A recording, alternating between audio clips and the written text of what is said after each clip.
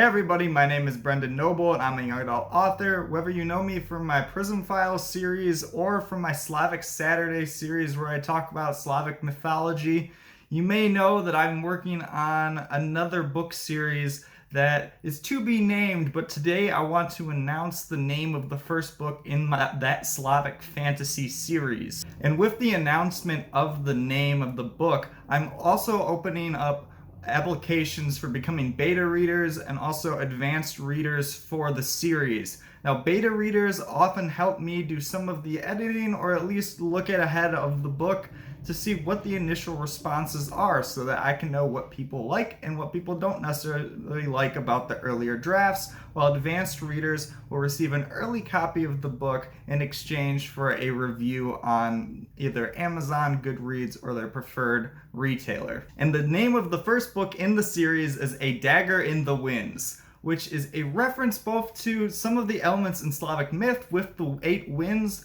but also a dagger that has a very magical element to it made out of thunderstone, which is Perun's element when his lightning strikes the ground. I won't explain the full story or ruin anything right now because I'll be talking much more about the book in the weeks and months to come.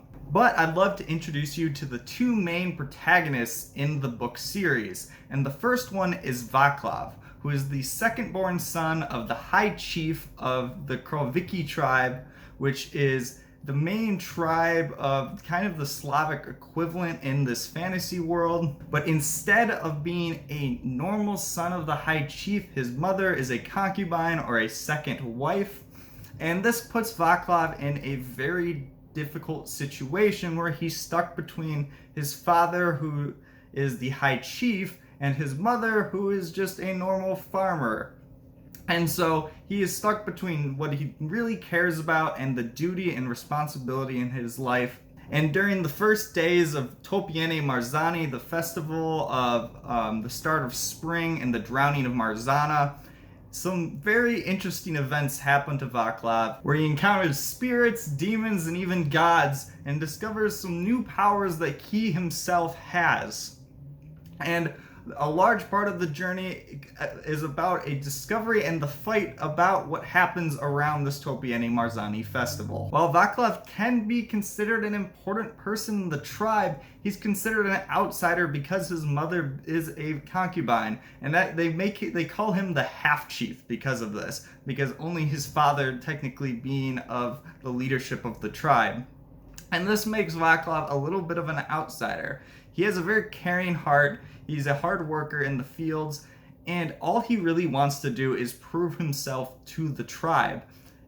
But that's difficult when the tribe won't let him. Now, our second protagonist's name is Otilia, and she is what is called a Sapucha, which in Slavic myth and folklore tended to be whisperers and healers, channeling power meant to heal people using magic and sorcery.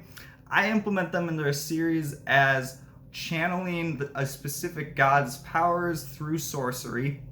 And Otilia specifically is the first Sapucha ever to have the ability to channel multiple gods. Specifically, she can channel the goddesses Dijivana, who is the goddess of the wilds and the hunt, and Mokosh, who is the Great Mother and the goddess of divination.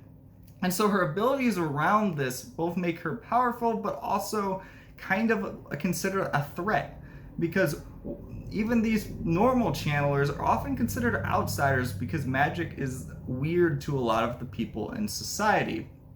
And so the fact that she can channel multiple gods makes their life kind of difficult, and she's often considered a witch, which is a very negative version instead of the Sapuchas, which are technically more positive. Now, Otilia is fervently a defender of Dijivana's wilds. She uses the divination powers as well as her powers over the wilds to protect Dijivana's altars, protect them from any threat that could be coming her way.